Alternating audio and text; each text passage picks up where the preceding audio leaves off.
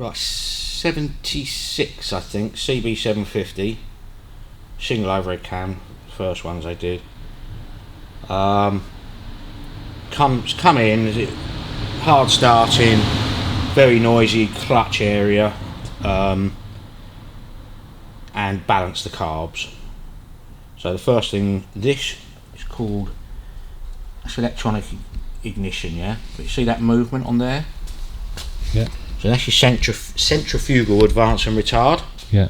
So as you rev the engine up, that moves to bring your timing round, yeah, to make it run better. That was C solid. So it probably needs coming off and cleaning again, but it's good enough for what we're doing at the moment. Stripped the carburettors, rebuilt them. Float levels were a little bit out. These rubbers here, supposed to be nice soft rubber, so they fit into the casing here. Like concrete.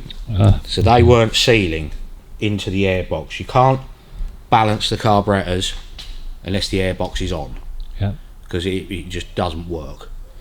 So the next thing was I readjusted the clutch to how it should be to start with, but again it makes a horrible noise, which if the carburetors are miles out of balance, it can be the primary chain in the bottom of the engine. Okay. Tried to balance the carbs with these gauges that I've got, and basically they're shit. So bought another carb balancer, so we're going to try that this morning and see. I'll show you what it's doing in a minute on these old ones. Had to clean all the plugs, blah blah blah blah blah. I've checked the cam chain tension and I've lifted the rocker box cover, set it up on your timing mark, and make sure that your camshaft, there's marks on the end of the camshaft that line with the top of the bearing cap. Okay. So the cam timing is bang on. So it's not that making a noise or being why it's running shit. So that's all good. What sort of noise is it making? It's chattery, clutchy, but on all the things I've read, go up above 2,000 revs and the oil pressure builds up, yeah, and the noise goes away, which it does. Oh, okay. Because it's the primary chain tensioner works off of oil pressure. Yeah. So it could have a stretched primary chain in it, but that is a complete engine strip. So it's just see if we can, how quiet we can get it by balancing the carbs in. Yeah. But it does make a horrible noise. So let's see if it'll start. It's been sitting for ages. Give it some fuel.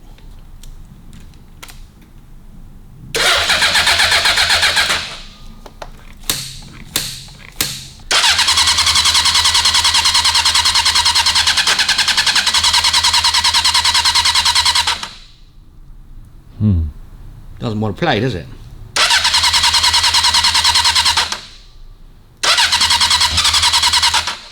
Fuel tap's on, isn't it? Yeah.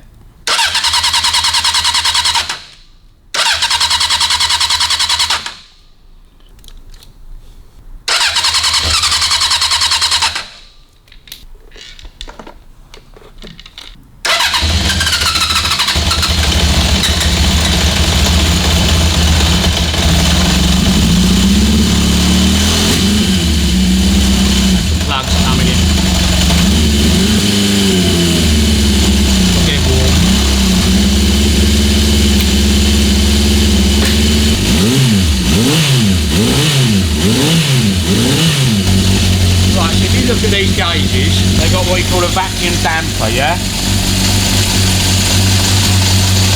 But just by moving that, because it's shit Chinese crap, I can't get it. See that? That is locked now. See, that will stay there. So you can't get any sort of reading off of it. Yeah. So that's just a complete and utter ball ache. So, bought a new vacuum set. So we'll try it. Is it cheap or old, or both? Cheap, old, probably best part of 30 quid. But those just, look, what that's got in it. So you've got vacuum running through that, yeah? Yeah. You've got two O-rings that should just block off and seal, but it's just sucking vacuum straight through them.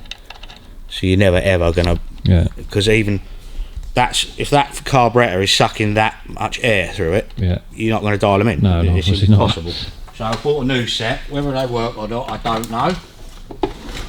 But they were nearly £100, Well, okay. and it works completely different. There's no gauges on them. So that's your measurements there, 8 to 40, yeah? And that is centimetres of vacuum. HG is the vacuum measurement. Okay. So you get suction through there. See those stainless steel rods? All right, yeah. So that should suck up and hopefully give you a reading, but without bouncing up and down like crazy, so you can actually do something with it. New toy, huh? Yeah, don't mean it's going to work.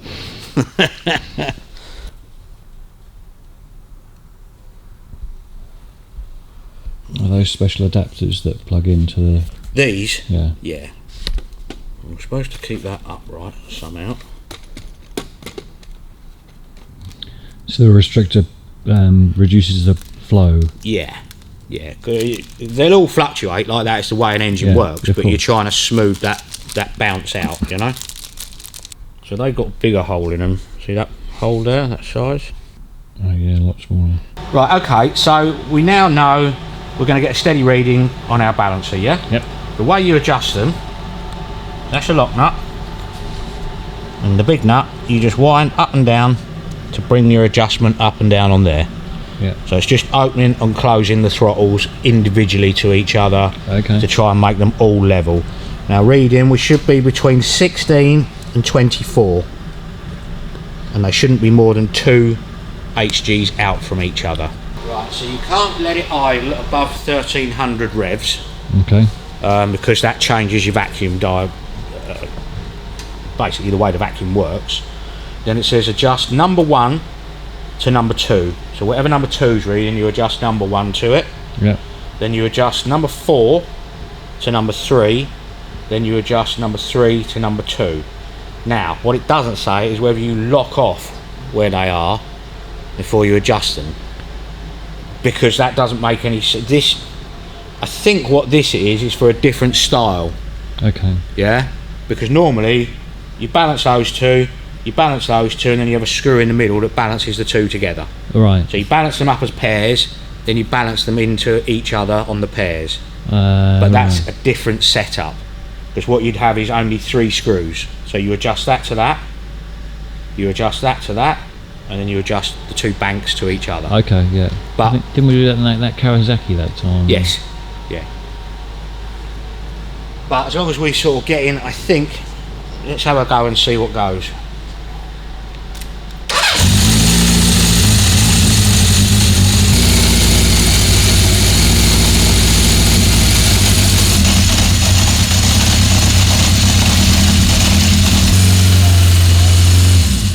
We've got to start again because that's idling too high. I'm not off the idle screw, yeah? You can't have it so that it's not on the idle screw. It has to run on the idle screw, Yeah. which is your tick over adjustment. It says to show 1 or 2 threads above those before you even start. So these are quirky things to do though. And everything you read says, once you've got it running, leave it alone. Right, I shouldn't think that'll start now, but we'll try it.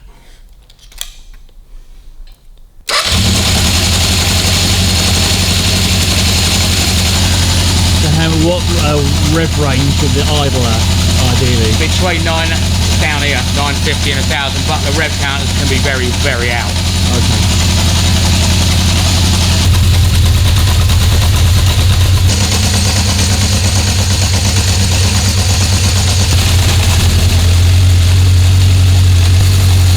That noise smooth out? Yeah. So what exactly are you doing when you're adjusting all those? Trying to make them level within 2 HGs of each other. So the idle's gone up now, you've got to bring the idle down. So I'm off the idle screw now, so there's something, we've got to do something different.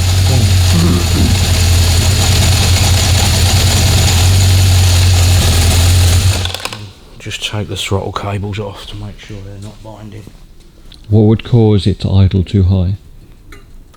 It's position, because you have positions of your needles in the carburettor. There's 5 different positions for that, or 4. Yeah. So that can alter it. It's just trying to get a happy medium of all of it, you know.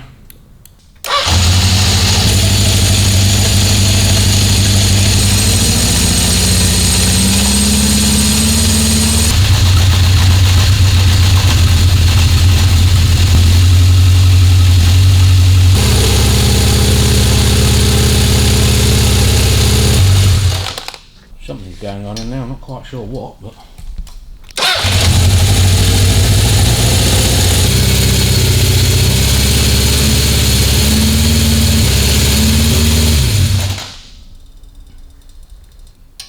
See, I can get it balanced, but you can't get the idle low. It's off the idle screw, which is no good. It's got to be on the idle screw. Yeah. So you would say, undoing them, pushing that needle down.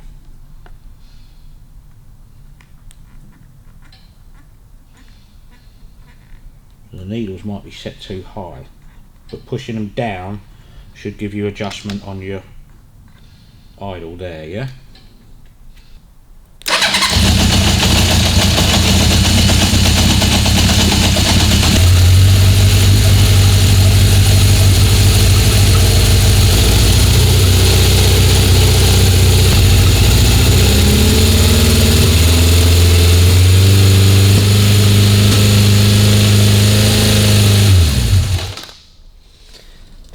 No. Something's wrong in that carb. I can't, every time I dial it back in, it just raises the rev so high. Yeah. It's fucking hour and a half to get the bastard things back out again though. Oh dear. Right, well that's what it's here for, isn't it? So, right, so stripped out the carbs again, which I didn't need to do. It turns out the problem is in the new gauges I bought. The new gauges. The new gauges. So that one there, which wasn't coming up, you automatically think it's in the carb, don't you? Of course. But it's not. It's that tube. So we'll start her up from cold now. It hasn't been started at all. So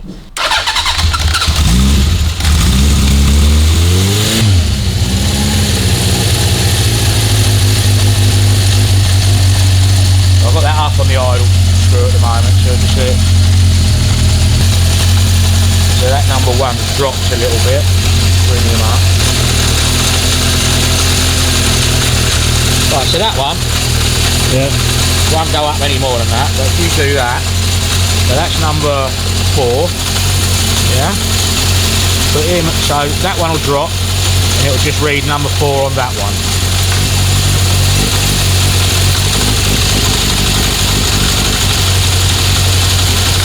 That's the right one, good.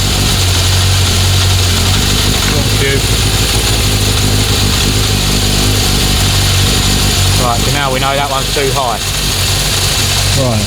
So we know that we were reasonably well balanced across those 3 when that one was connected, so now we can try and dial that one in.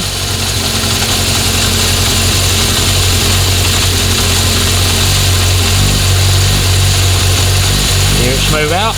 Yeah.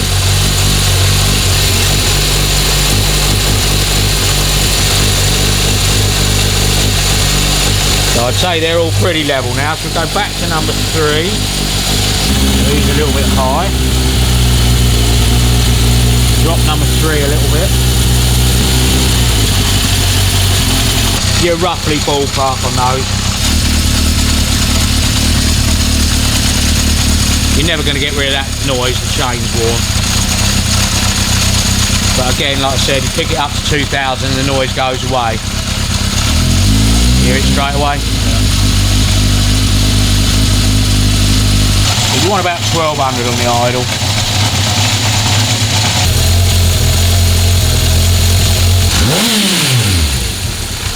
Nice and responsive, so I'll lock all that off there and double check it, and then try and reset the mixtures again. Sometimes you can get a little bit more out of them with the mixtures. It's a constant, one thing affects another, isn't it? Yeah, yeah. A bit frustrating that the gauge has got a problem, isn't it? Yeah.